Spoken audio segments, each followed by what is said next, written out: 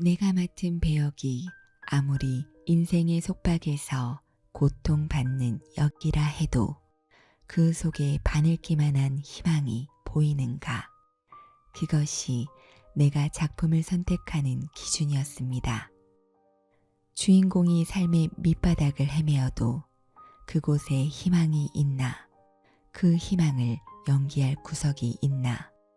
내일의 이야기가 혹은 그 다음이 보이는가? 끝없는 절망 속에서 이 여자가 그냥 죽음을 선택해 버리나?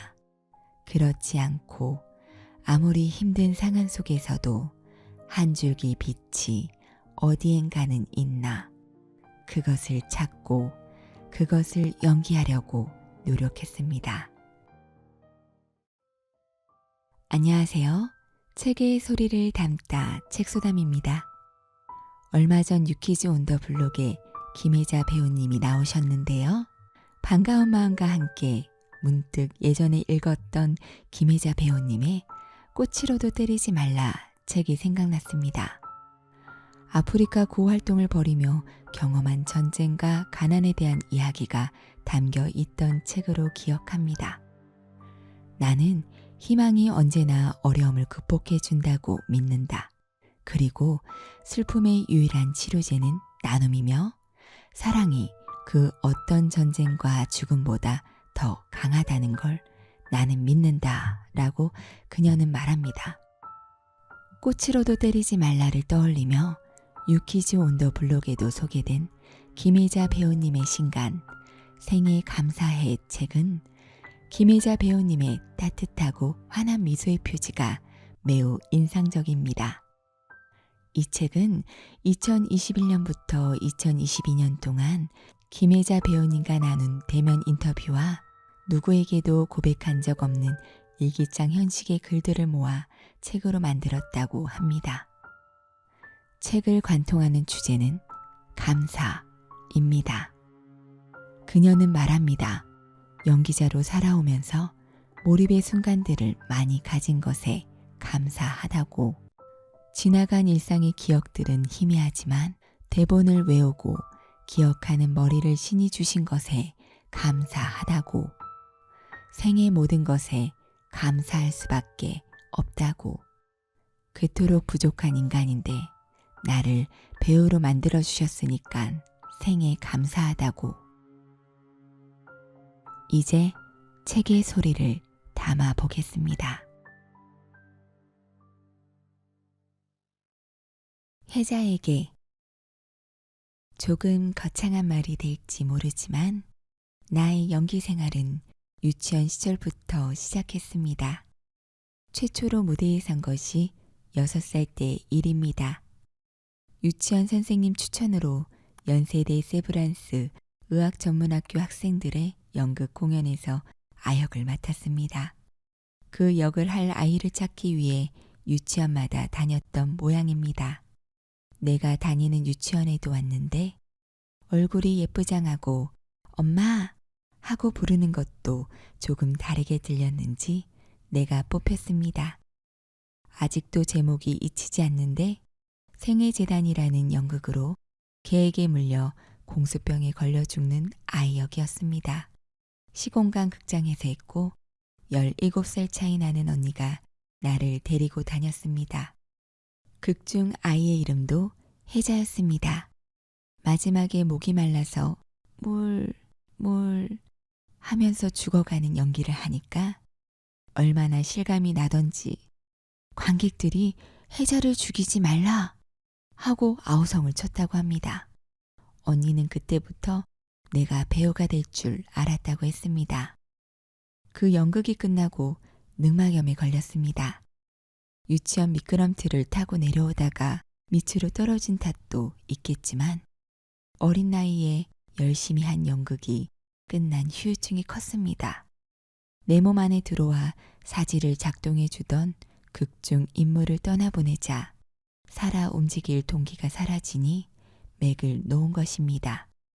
그 일이 나도 모르게 무의식적인 습관이 되었습니다. 한 작품이 끝나면 맥이 풀려서 쓰러지고 그 다음 작품을 시작하면 다시 살아났습니다. 그렇다 보니 과거 모든 작품에 대한 나의 회상은 언제나 그 작품을 제안받았을 때 몹시 아픈 상태였는데로 시작됩니다. 새로운 작품은 나에게 신이 매번 주시는 살아야 할 이유가 되어 주었습니다. 7살이었는데 옆구리에 물이 차서 견딜 수 없이 아팠습니다. 결국 병원에 가서 대수술 끝에 오른쪽 갈비뼈 하나를 떼어냈습니다.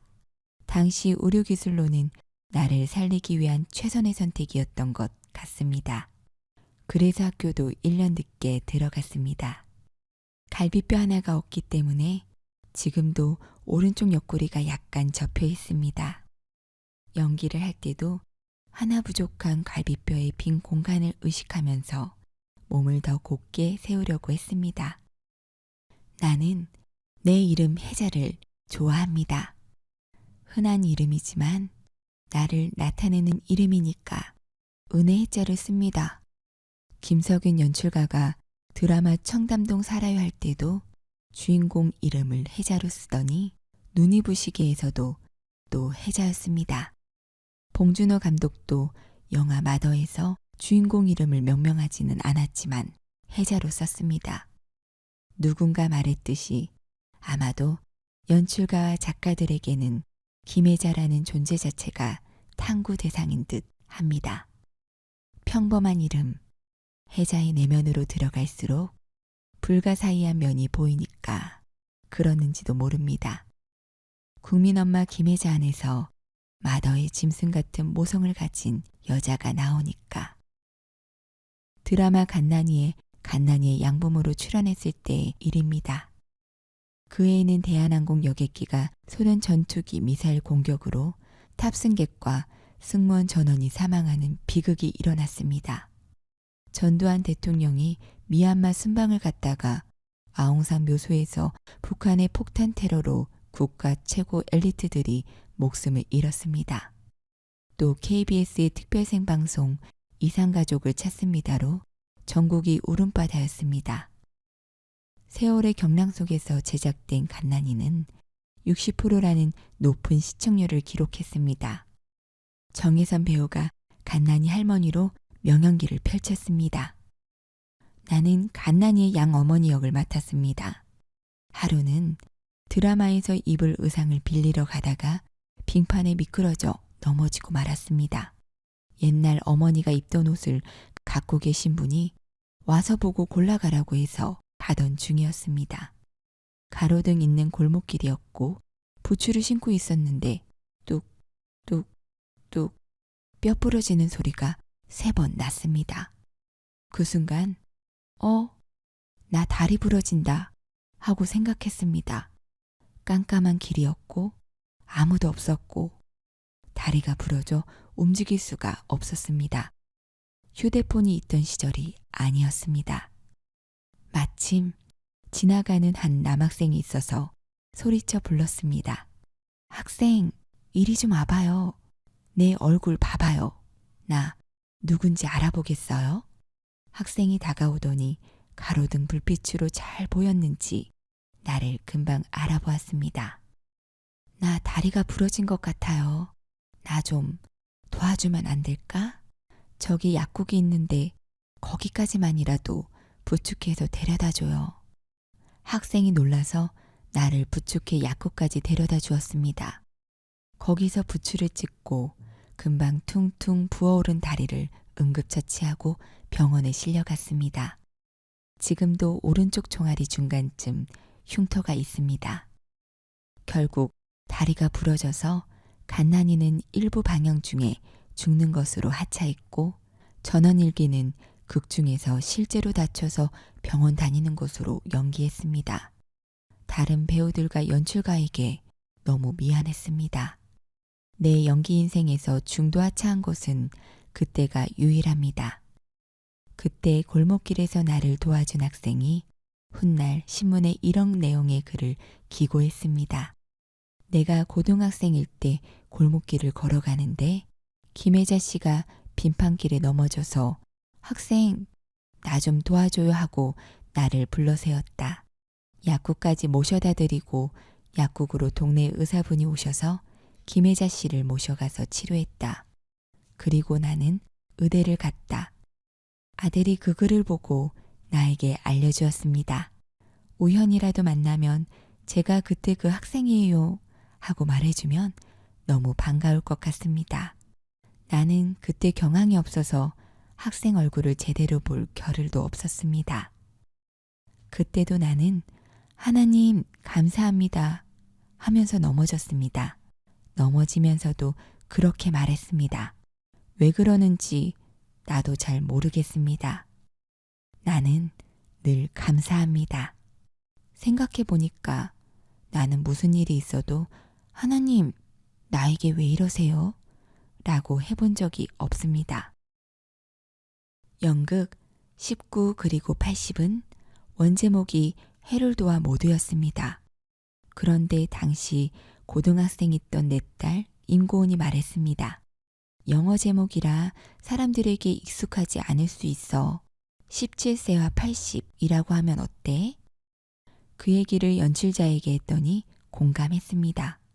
어감 때문에 17, 18 대신 19로 해서 19 그리고 80이 되었습니다.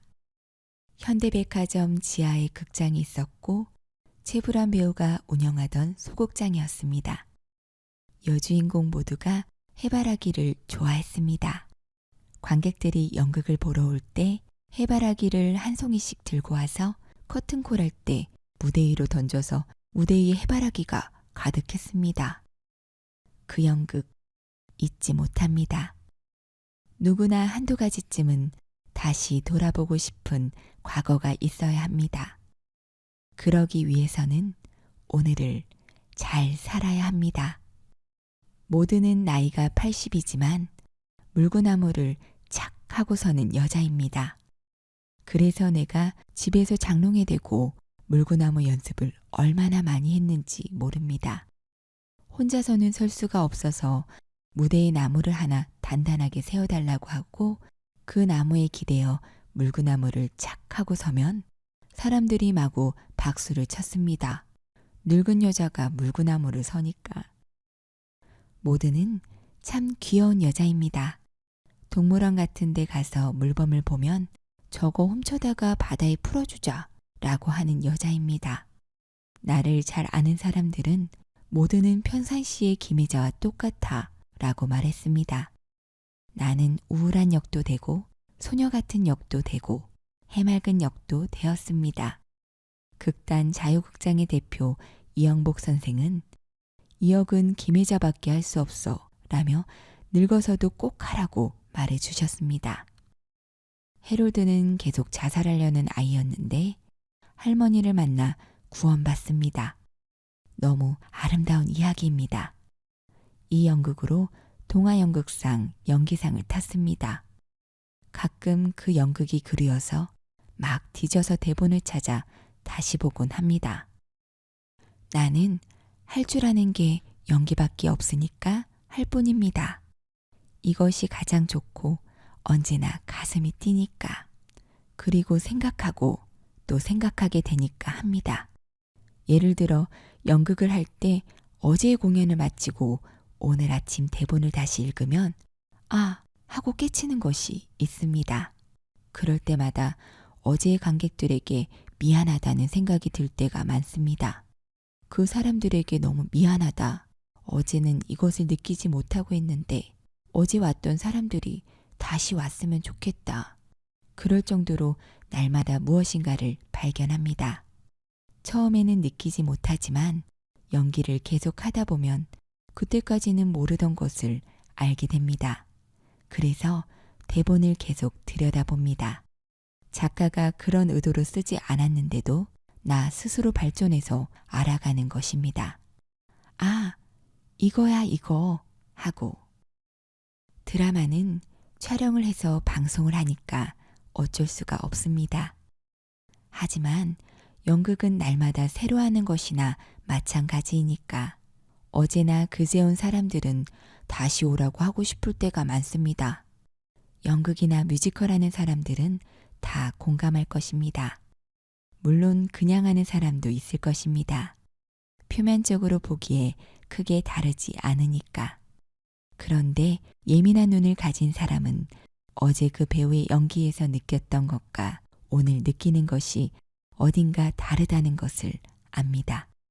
메시지는 같지만 메시지의 깊이가 다른 것입니다. 같은 배우가 나와서 같은 대사를 하니까 크게 달라진 것 같지 않다고 생각하지만 더 깊어져 있습니다. 알아차릴 사람은 다 알아차립니다. 자신의 얼굴로 자신의 몸으로 하는 것인데 열심히 하지 않을 이유가 없습니다.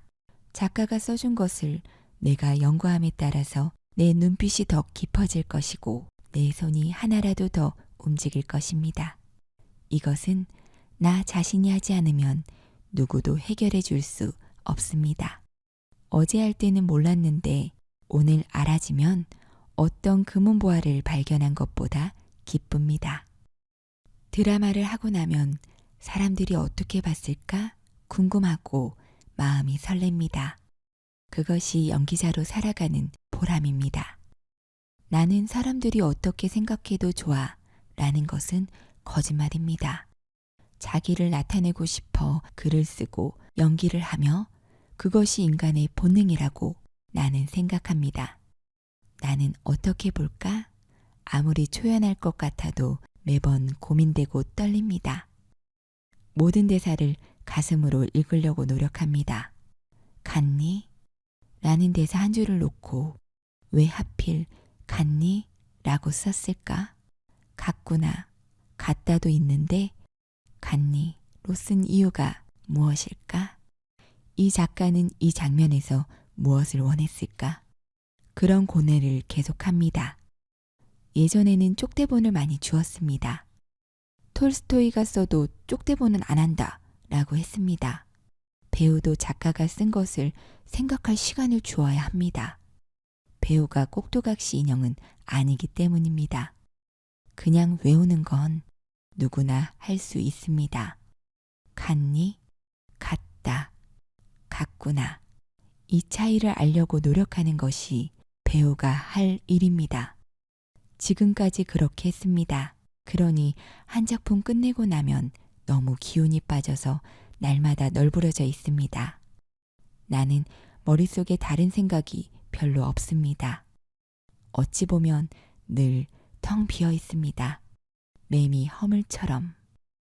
연기를 할 때 마음과 머리를 너무 써서 끝나고 나면 아무것도 없는 것 같습니다. 그 기쁨을 내가 멀리할 이유가 없습니다. 그렇기 때문에 그 기쁨을 자꾸 맛보고 싶은 것입니다. 그 기쁨은 누가 빼앗아 갈 수 없습니다.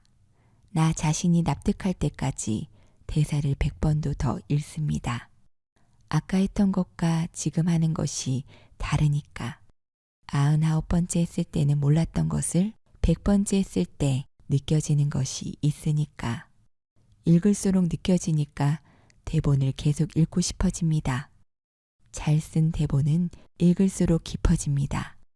우리가 셰익스피어 작품을 읽을 때처럼 건성으로 읽으면 알 수 없는 것이 있습니다. 연극을 할 때 특히 그것이 두드러집니다. 연극은 미리 대본을 줍니다. 1년 전에 주는 경우도 있습니다. 그럼 계속 그 대본을 읽습니다. 보는 사람은 그게 그것일 수도 있습니다. 하지만 나는 얼마나 다른 감정인지 알기 때문에 날마다 대본을 손에 들고 있습니다. 계속 새로운 것이 찾아지니까 다른 것을 찾으려고 애씁니다. 그러면 꼭 보입니다. 처음부터 다 느껴지는 것이 아닙니다. 작가가 미처 느끼지 못하고 쓴 것까지도 배우는 느껴야 합니다. 그것이 이름난 배우를 쓰는 이유 아닐까요? 작가가 쓴 것보다 더 무엇인가 해주기를 바라기 때문입니다. 먹고 살만한데 왜 저렇게 사서 고생을 하며 아직도 저러고 사는가 생각하는 사람도 있을 것입니다. 그 사람들은 이 기쁨을 모르니까 그렇습니다. 자기 인생에 솔직하고 진실한 사람이라면 이 말을 다 알아들을 것입니다. 여기까지 하면 됐어 하고 멈출 수도 있습니다. 대사 다 외웠고 리허설 다 했으니 다 했다고 생각할 수도 있습니다. 그러면 결코 뛰어난 작품이 될 수 없습니다. 그래서 토크쇼 같은 데를 나가지 않습니다. 나는 이미 연기로 내가 할 건 다 했습니다. 그래서 저 드라마가, 저 연극이 곧 나예요. 라며 인터뷰를 여러 번 거절했습니다. 소설가 박안서 선생의 글을 읽고 있으면 행주 냄새가 납니다. 그분이 내 책 꽃으로도 때리지 말라에 추천사를 써주신 글을 읽고 깜짝 놀랐습니다. 김혜자의 연기를 보고 있으면 나라도 저럴 수밖에 없다고 생각한 나머지 그에게 내가, 아니 모든 여편녀들이 신 것처럼 오싹해질 때가 있다. 저런 연기의 깊이는 어디서부터 오는 걸까? 혹시 드라마 밖에서의 그녀는 힘이 다 빠져 무기력하게 지내는 건 아닐까? 궁금해하곤 했다. 소름 끼치도록 정확하게 나를 보신 것입니다. 평소에 나 널브러져 있는 것을 어떻게 알았지? 아마도 그분도 그런 거겠지. 소설 한 편 완성하고 나면 그러시겠지? 우리 같은 과일 것이라고 생각했습니다. 그러니까 아는 것입니다. 나중에 만났을 때 내가 놀라서 그분께 그런 나로 어떻게 하셨어요? 하고 물었더니 나도 그래요 하며 웃으셨습니다. 불쑥 박안서 선생 댁에 찾아갔던 날이 떠오릅니다. 눈 오는 날이었는데 한겨울의 마당에 노란색 꽃이 피어 있었습니다. 그분이 그 꽃을 가리키며 말했습니다. 김혜자 씨, 이게 복수초라는 꽃이에요. 눈을 뚫고 나오는 아이지. 놀라하면서도 나는 웃으며 말했습니다. 그래도 이름이 복수인 거는 안 어울려요. 나중에 찾아보니 원수를 갖는다는 의미가 아니라 복이 많고 장수한다는 뜻이었습니다. 내가 힘을 쓸 때는 연기할 때와 아프리카에서 아이들 안아줄 때밖에는 없습니다. 연기를 하지 않을 때의 나는 때로 너무 무기력하게 보입니다. 나 자신도 스스로를 보며 너는 연기 안 할 때 이렇게 아무것도 하지 않고 널브러져 있어도 되니? 하고 물을 때가 있습니다. 하지만 그렇게 기운을 다시 끌어모아야 다음 작품에 쏟아부을 수 있습니다. 꽃을 피우기 전에 꽃나무가 수많은 잔뿌리로 수액을 끌어모으듯이 무슨 이유가 있어서 신이 나를 살게 하실 텐데 하루하루를 죽이는 삶을 살지 않겠다 라고 자주 마음먹습니다. 다른 연기자가 연애 프로에 나온 거 보면 재미있습니다. 하지만 나보고 나오라고 하면 미안해요. 나는 그런 재주가 없어요. 라고 말합니다. 대본에 대사가 적혀 있고 그것을 여러 번 고민해야 무엇인가 나옵니다. 오래전 몇 번 나간 적이 있었지만 나는 연애 프로에 나가는 게 어울리지 않는다고 판단해서 더 이상 나가지 않습니다. 연기에 대해서만 완벽주의자입니다. 다른 것에는 다 서툴고 모자랍니다. 살림도 못하는데 전원일기를 할 때 파 다듬는 장면을 찍기 위해 파 다듬는 법을 고드신 배우에게 물어서 집에서 여러 단 사다가 파 다듬는 연습을 했습니다. 다듬이 방망이질할 때는 입에 물 머금고 푸 하고 뿜는 것을 얼마나 연습했는지 모릅니다. 아주 전문가처럼. 다른 사람들은 드라마 녹화할 때 점심때 뭐 먹을까 하고 나가는데 나한테 녹화는 전쟁이었습니다. 완벽하게 익히지 않으면 하지 않았습니다. 밥도 안 먹혔습니다. 배부르면 자꾸 졸려서 배가 비어야 머리가 잘 돌아갑니다. 나는 방송국에서 가장 조용한 곳을 찾아다닙니다. 이곳저곳 돌아다녀 보면 뉴스룸이 가장 조용합니다. 방송하지 않을 때는 그곳이 작고 깜깜하니까 아주 피곤하면 혼자 들어가서 20분 정도 잡니다.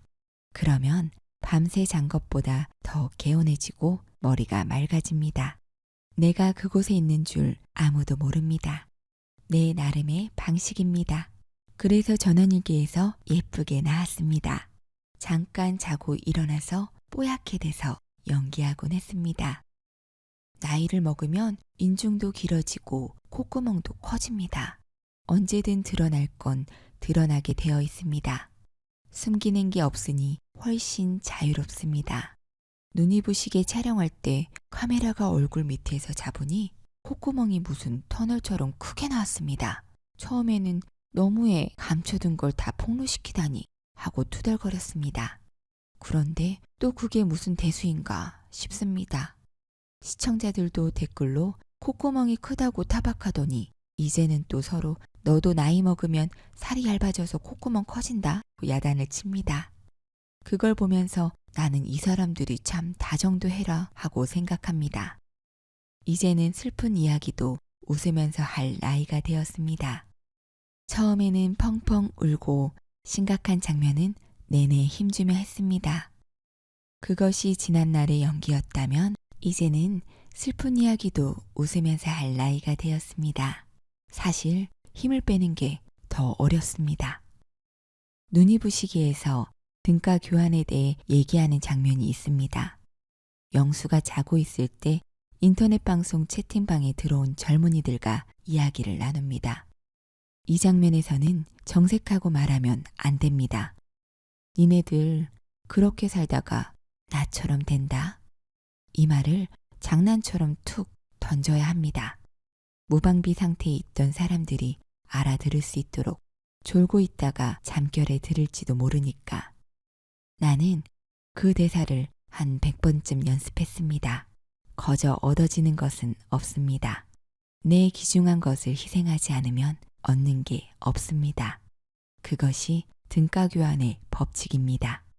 운이 좋았다 해도 노력하지 않으면 사라집니다.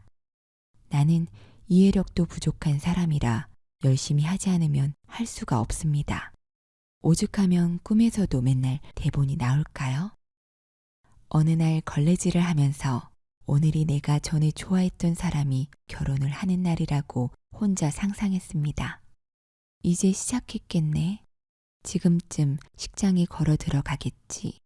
그러면서 걸레질을 하는데 눈물이 후두둑 떨어졌습니다. 그 와중에도 내가 지금 어떻게 눈물을 떨어뜨리고 무슨 표정을 짓는지 스스로 살피고 있었습니다. 기억하려고 굳이 안 해도 그런 것들이 저장됩니다. 죽기 전에 하고 싶은 연기가 있습니다. 촛대엄친 장발장을 회개하게 해준 신부님 같은 역입니다. 너무나도 나쁜 사람을 변화하게 해주는 할머니 역할을 해보고 싶습니다. 어디로 가서 살 수도 없는 흉악범입니다. 도망 다니다가 다 쓰러져 가는 집, 살만한 집이었는데 오래되어서 폐허가 되어 가는 집에서 들리는 피아노 소리 때문에 편안함을 느낍니다. 그런 역할을 하고 싶습니다. 낡은 풍금이나 피아노로 감동적인 곡을 치는 할머니. 나 혼자 생각한 것이지만 그런 역을 하고 싶어서 피아노를 배우고 있습니다. 그래서 요즘에 99세 할머니가 피아노를 독학으로 배우는 유튜브를 많이 봅니다. 이 할머니는 누가 가르쳐주지 않는데도 혼자서 하시는데 나는 피아노 선생님도 있고 다 갖춰놓고도 제대로 하지 않습니다. 나는 항상 열망은 가득합니다. 피아노를 잘 치고 싶습니다. 그런데 연기 외에는 실천이 부족합니다. 종종 후회합니다. 10년만 일찍 시작했더라면 지금쯤 한 곡 정도는 멋있게 연주할 수 있을 텐데 그때 잠깐 시도했다가 다시 놓은 것을 후회합니다. 나는 직업란에 탤런트라고 쓰는 사람을 보면 무심결에 아, 저희는 저걸 직업이라고 생각하는구나 하면서 놀랍니다. 아주 어렸을 때부터 연기를 해와서 그런지 나는 연기가 직업이라고 생각해 본 적이 한 번도 없습니다. 직업이라고 하면 왠지 자존심이 상합니다. 마더의 엄마가 아들 도준한테 너는 나야 하듯이 연기는 나입니다. 숨 쉬는 것처럼. 사는 것 외에 다른 해답이 없다. 모노드라마 오스카 신에게 보내는 편지는 내가 다우트 이후 6년 만에 연극 무대에 선 작품입니다. 이야기는 10살 소년 오스카가 신에게 보내는 13통의 편지를 읽으면서 시작됩니다. 백혈병에 걸린 10살짜리 오스카는 앞으로 살 수 있는 날이 열흘 정도밖에 남지 않았다는 진단을 받습니다. 아들의 회생 가능성이 없음을 알게 된 부모는 죽음을 앞둔 아이를 어떻게 대해야 할지 몰라 당황스러워하고 담당 의사도 오스카의 죽음이 마치 자신의 실수 때문인 듯 자책감에 시달립니다. 그런 어른들에게 실망한 오스카는 자신의 이야기에 귀를 기울여주는 가장 나이 많은 간호사인 장미 할머니에게 의지하게 됩니다. 장미 할머니는 일주일에 2~3번 병원을 찾는 호스피스 자원봉사 간호사입니다. 그녀를 장미 할머니라고 부르는 사람은 오스카밖에 없습니다. 병동에서 일할 때 핑크색 감도는 장미색 가운을 입기 때문입니다.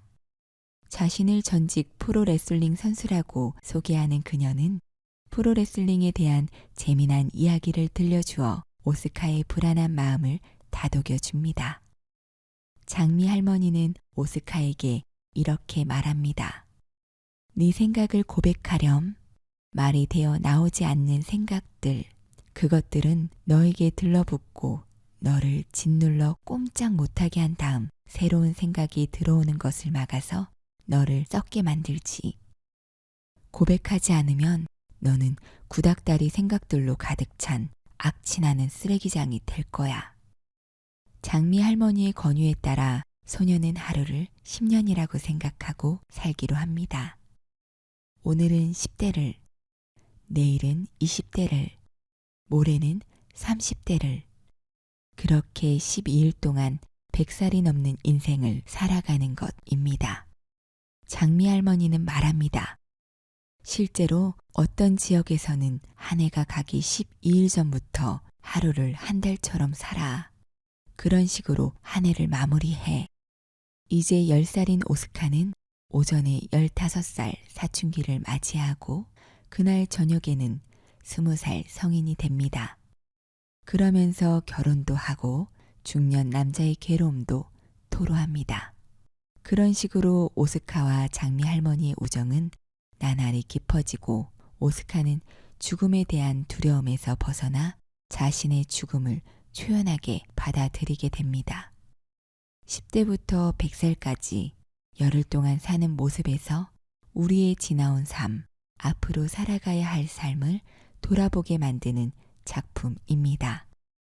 절망하는 대신 소중한 삶을 어떻게 살아갈 것인가 고민해보게 합니다. 연극 전부를 보고 관람하러 오신 분들이 보기 전에는 죽음에 대한 이야기가 아닐까 싶었는데 연극을 보고 나니 죽음보다는 삶에 대한 희망적인 이야기를 전해주는 연극이라는 소감을 많이 말했습니다. 프랑스 소설가 에릭 엠마누엘 슈미트가 쓴 소설 오스카와 장미 부인이 원작입니다. 2003년 프랑스에서 연극으로 공연되었고 영화로도 리메이크 되었습니다. 모노드라마 형식으로는 우리나라에서 내가 처음 시도한 공연입니다.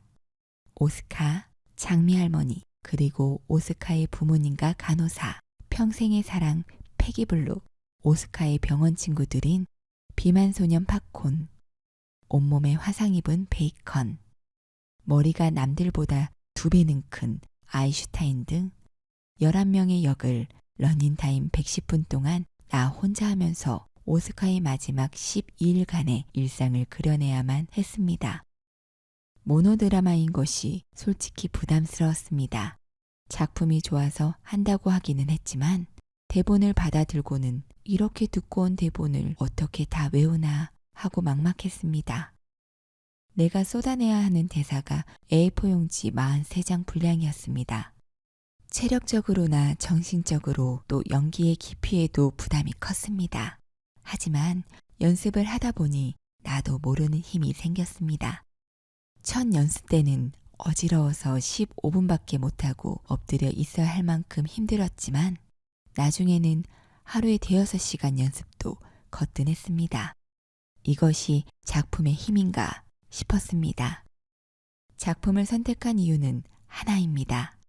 여기에 우리의 인생이 다 있어서입니다. 함현준 연출가는 인터뷰에서 말했습니다. 10년 전쯤 이 작품을 알게 되었다.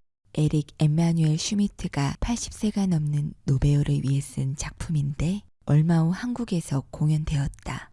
재미있는 작품이었지만 아이 위주로 여러 사람이 나오다 보니 본질을 조금 놓친 것 같았다. 이 작품은 작가의 의도와 내용, 형식에 있어서 모노드라마 형식이 가장 흥미롭지 않을까 생각했다. 우리나라의 70세가 넘은 여배우 중에 아이 역할을 할 수 있는 건 김혜자 선생님밖에 없지 않나 생각했다. 오스카는 눈을 동그랗게 뜨고 혀 짧은 소리로 자기소개를 합니다. 저의 별명은 대머리예요. 7살쯤 돼 보이고 병원에서 살아요. 암에 걸렸어요. 전 한 번도 하나님에게 말을 걸어본 적이 없어요. 왜냐면 한 번도 하나님이 살아있다고 생각해 본 적이 없거든요. 하나이의 마지막 며칠간을 다룬 이 작품은 우리의 삶과 비슷한 면이 많습니다. 사실 전에 이 작품을 하자는 제의가 왔을 때는 별로 다가오지 않았습니다. 그런데 10년 후에 다시 대본을 받았을 때 이 작품은 내가 해야 해 하는 느낌이 왔습니다. 대본을 보면서 아, 그래. 삶이란 이런 거야 라는 생각도 많이 했습니다. 삶이 왜 우리가 원하는 대로 흐르지 않은 걸까? 알지도 못하면서 왜 두려워하지와 같은 고민을 소녀의 입을 통해 돌아보는 것이 흥미로웠습니다. 작가는 백혈병에 걸린 한 아이의 마지막 12일에 대한 이야기를 소설로 썼지만 그 이야기 안에는 여러 가지가 담겨 있습니다. 하루를 10년같이 보내보자는 아이와 할머니의 기원 협정으로 아이는 10대부터 120살에 이르는 한 평범한 남자의 삶을 통해 삶의 소중함과 아름다움을 느끼게 됩니다. 어떻게 보면 우리의 삶과 비슷합니다. 오스카와 장미 할머니, 신과의 대화를 통해 우리 삶의 의미를 느낄 수 있는 이 작품을 여러 사람들과 나누는 것이 나의 의무라고 생각했습니다. 연극은 배우의 예술이라고 흔히들 말합니다. 6살의 어른들을 따라 보러 간 여성국 굿단이 하는 연극에서 무대 위의 여자가 칼을 차고 남자 역할을 하는 것이 멋있어 보였습니다. 배우가 뭔지도 모르고 그저 나도 저런 거 했으면 좋겠다고 마음에 품은 배우의 꿈이었습니다. 다른 장르에 비해 연극은 어렵습니다. 하지만 함영준 연출가도 말했듯이 학교가 살아야 교육이 사는 것처럼 연극이 살아야 연기 예술이 살아납니다. 연기자로 데뷔한 이후 10여 편의 연극에 출연했습니다. 작품별로 캐릭터의 차이는 있지만 드라마에서는 주로 누군가의 엄마, 며느리로 출연했습니다. 영화 스크린이나 무대에서는 좀 더 다양한 모습을 보여주고 싶었습니다. 새로운 모습으로 관객에게 다가가는 것은 언제나 설레는 일입니다. 그런 의미에서 오스카 신에게 보내는 편지는 나 혼자 11명의 연기를 해야 하는 새로운 도전이었습니다. 장미 할머니는 첫사랑에 빠진 사춘기의 오스카를 연기합니다. 같은 병원에서 지내는 여자친구 패기 블루를 위해 사랑의 세레나데를 부르고 경쾌한 왈츠로 오스카의 설레는 마음을 표현합니다. 또 자신을 안타깝게 바라보는 부모에게 투정을 부리는 짓궂은 모습까지도. 연극을 하면서 소품팀이 준비해온 인형 눈을 떼달라고 했습니다. 원작에 눈, 코, 입이 다 떨어졌다 라고 나왔는데 말끔한 새 인형이라 통일성이 흐트러지기 때문입니다. 그만큼 배우인 나도 많은 신경을 썼습니다. 청색증을 앓는 여자친구 패기블루는 푸른색 풍선으로, 비만 치료를 위해 병원에 입원한 파코는 커다란 노란색 공으로 표현해 아이들의 천진난만한 상상력을 보여주려고도 했습니다. 하지만 아이의 얼굴을 흉내내려고 애쓰지 않았습니다. 내가 아이같이 목소리를 낸다고 아이처럼만 보이지는 않을 테니까. 내가 소년이 되었다고 착각하면서 연기를 했습니다. 어렵긴 어려웠습니다. 내가 무슨 짓을 하든 10살처럼 보일 리 없습니다. 제주를 100번 넘어도 안 됩니다. 애들 행동을 그대로 따라하면 손발이 오글거릴 것 같았습니다. 그래서 눈을 어떻게 뜰까 특징만 표현했습니다. 그리고 시한부 인생을 사는 어린 오스카는 신에게 무엇을 물어보고 싶어 할까? 또 장미 할머니처럼 인생을 많이 사신 분들은 오스카와 같은 어린아이에게 무슨 이야기를 해주고 싶을까? 그런 고민을 많이 했습니다. 나는 좋은 배우가 아닌 것 같아. 정말 바보 아니야? 이제까지 왜 몰랐을까? 그런 생각이 많이 들었습니다. 하지만 그것이 연극의 매력입니다. 연극은 어제 몰랐던 것을 오늘 알아가고 오늘 몰랐던 것을 내일 알아가는 작업입니다. 연극은 언제나 나에게 많은 이야기를 해줍니다. 의지가지 없는 아무데도 기댈 때도 핑계댈 때도 없는 것이 연극 무대입니다. 물론 텔레비전 드라마든 연극이든 영화든 크게 다를 것은 없습니다. 결국 내 진심을 다해 연기하는 것이니까. 어디서 하든 내 마음을 다해서 그 역을 연기하면 되니까. 다만 드라마나 영화와 달리 연극은 편집이 없기 때문에 연극을 하는 1시간 반에서 2시간 동안 1초도 정신줄을 놓으면 안 됩니다. 그만큼 도망갈 곳이 없습니다. 또 드라마처럼 애드리브로도 넘길 수도 없습니다. 일상생활에서 하듯이 밥 먹었니? 어디 가니? 잘 갔다 와. 이런 대사가 아니기 때문입니다. 한마디라도 엉뚱한 말이 나오면 수습할 길이 없습니다. 그래서 매번 긴장됩니다.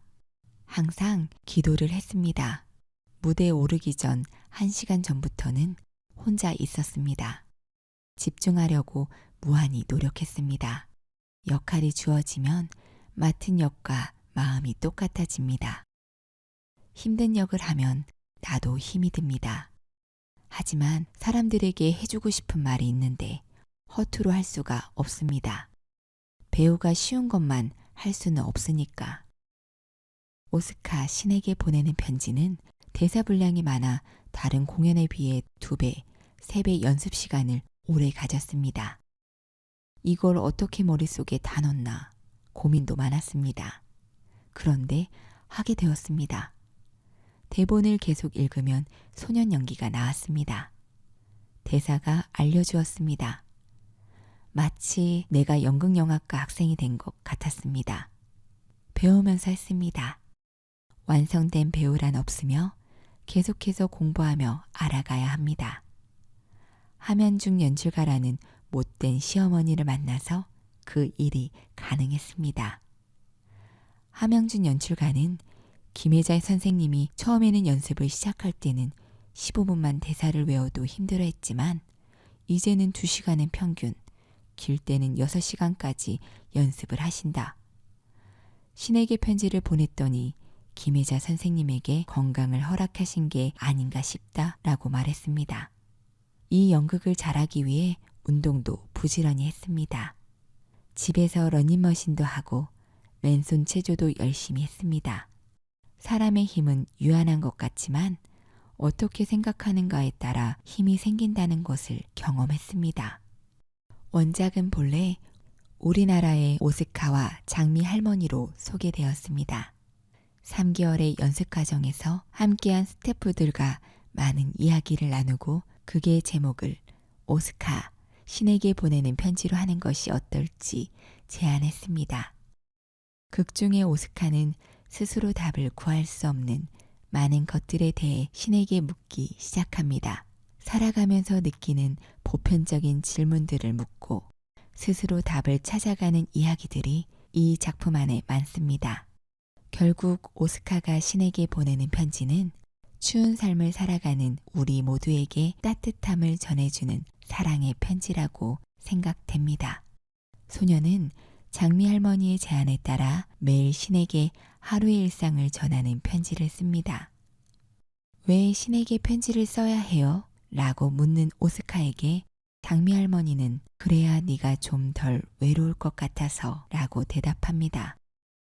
나 역시 신에게 묻고 싶은 질문이 많았습니다.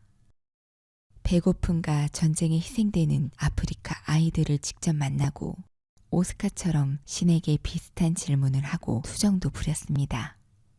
왜 신은 이 아이들을 이렇게 만든 걸까? 내 인생에서 연기를 하는 것이 반이면 아프리카 아이들에 대한 생각도 반입니다. 어떤 것이 더 중요하다고 말할 수 없습니다. 내가 연기를 한다는 것은 아프리카 아이들에게 관심을 갖게 하는데 쓰이게 하려고 신이 나를 유명한 배우로 만들었구나 싶습니다. 배우인 나에게나 관람하러 오신 분들에게나 이 연극이 모든 해답을 이야기해 줄 수는 없었습니다. 신의 영역에는 이해할 수 없는 부분이 많으니까. 하지만 삶은 조금은 이해할 수 있을 것 같았습니다. 이 연극은 엄마와 소녀 모습이 공존하는 나의 특징을 가장 잘 살렸다는 평을 들었습니다. 국민엄마로 불릴 만큼 엄마 역을 많이 했지만 꽃과 책을 좋아하는 소녀의 마음이 나의 한 부분에 그대로 남아있기 때문입니다. 하지만 너무 바보 같으면 안 됩니다. 순수를 잃지 않는 것도 중요하지만 나이 든 사람의 지혜도 있어야 합니다. 이 연극을 하면서 필요한 것이 그것이었습니다. 삶은 고통의 연속이며 죽음은 아무도 비켜나가지 못합니다. 하지만 죽음은 끝이 아니라고 나는 생각합니다. 법 없이도 살 것 같은 사람, 평생 고생만 하던 사람이 죽은 후의 끝이라면 얼마나 허무할까요? 나는 뒤늦게 하나님을 만난 후 천국의 존재를 믿습니다. 하나님은 고통을 주면서 나의 정신 근육을 키워주셨습니다. 공연을 할 때는 관객을 잘 볼 수가 없습니다. 무대에서는 객석이 그냥 뿌옇게만 보이는데 하루는 맨 앞자리에 앉은 관객 한 명이 얼굴이 무척 하얀 분 같았습니다. 그런데 공연 내내 자고 있었습니다. 그 모습을 보는 순간 내 가슴이 두근두근 뛰었습니다. 순간적으로 내가 연기를 잘 못하나? 왜 저 사람은 저렇게 자나? 그런 생각이 들었습니다. 눈을 감고 대사를 음미하고 있는 것이 아니라 보름달같이 둥근 얼굴을 뒤로 젖힌 채 자고 있었습니다. 공연이 끝나고 나서 나 그 사람 때문에 연극 망쳤어 라고 했더니 스태프 중 한 명이 말했습니다. 그 사람은 가장 좋은 표를 사서 맨 앞자리에 앉았어요. 얼마나 선생님을 보고 싶으면 그렇게 했겠어요? 그런데 하루 종일 얼마나 힘들게 일했으면 잠들었을까요? 그 말을 들으니까 정말 그렇겠구나 하고 생각했습니다. 마음을 바꾸면 불평할 게 없습니다. 다 감사합니다. 이 연극은 라이브 피아노 연주와 함께 진행되는 독특한 형태인데 프랑스 몽트레이 국립음악원을 수석 졸업한 재즈 피아니스트 엄주빈 씨가 쇼팽의 녹턴 2번 야상곡을 시작으로 영화 세 가지 색 블루에 나온 곡, 쇼팽의 왈츠곡, 에디트 피아프의 장밋빛 인생 등을 최고의 연주로 들려주었습니다. 어린 피아니스트가 연주를 하기도 했습니다. 오스카 신에게 보내는 편지는 나에게 특별한 의미가 있는 작품입니다. 원작 작가의 말처럼 죽음을 눈앞에 둔 채 침묵과 맞서 싸워야 했던 이들에게 바치는 헌사이자 삶에 대한 찬가입니다. 살면서 삶이 내가 원하는 방향으로 흘러가지 않는다고 생각할 때가 있었습니다. 신에게 왜냐고 물었습니다. 어떤 나무는 크게 자라 꽃을 피우고 열매를 맺는데 왜 어떤 나무는 어려서 가지가 부러져 꽃을 피우기도 전에 죽는 걸까? 왜 세상은 공평하지 않을까? 아프리카를 다니며 일기에다 신에게 많은 편지를 쓰곤 했습니다. 그러나 신은 아무 대답이 없었습니다. 어느 날 정해진 답은 없다는 걸 깨달았습니다. 이 연극 속 대사처럼 진지한 질문은 진지한 질문으로 남아있게 마련이라고. 이 작품을 통해서 삶을 보는 법을 배웠습니다. 그래서 아무것도 허투루 할 수 없습니다. 마치는 날까지 나의 삶에 최선을 다해야 합니다. 열흘째 되던 날 다시 말해 죽기 이틀 전 오스카는 이렇게 신에게 편지를 씁니다. 오늘 난 100살이 되었어요. 장미 할머니처럼요. 계속 잠이 쏟아지지만 기분은 좋아요. 난 엄마랑 아빠에게 삶이란 참 희한한 선물이라고 얘기를 해줬어요. 사람들은 처음에는 이 선물을 과대평가해요. 영원한 삶을 선물 받았다고 생각하는 거예요. 하지만 나중엔 과소평가해요. 지긋지긋하다느니 너무 짧다느니 하면서 내동댕이 치려 해요.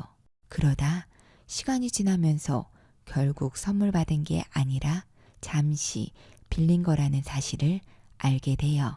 그래요. 삶은 선물이 아니에요.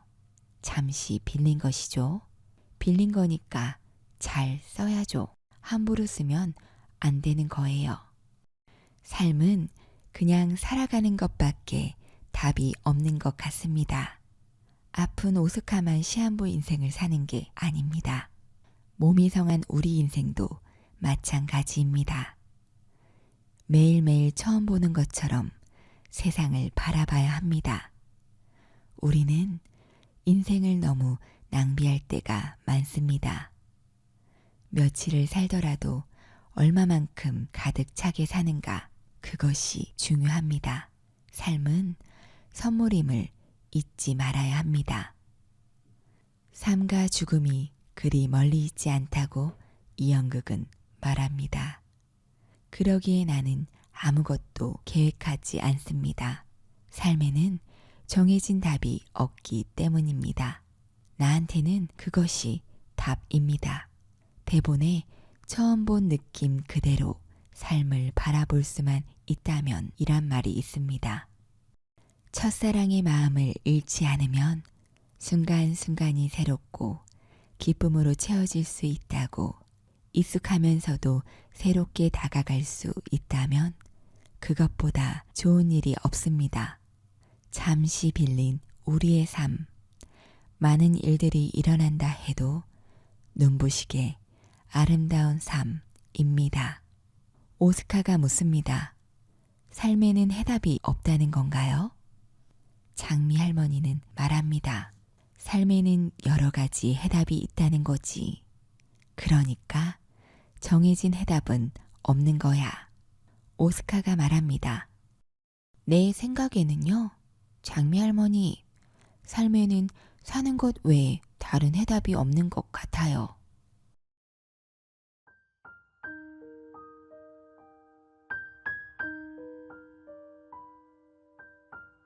김혜자 배우는 종종 안네 카레니나의 마지막 문장을 대사처럼 외운다고 합니다. 나에게 무슨 일이 일어나든 그것과는 상관없이 내 인생은 매 순간순간이 무의미하지 않을 것이다. 당신에게 무슨 일이 일어나든지 무의미하지 않는 순간순간이 되길 바라며 책에 소리를 담다. 여기서 마칩니다.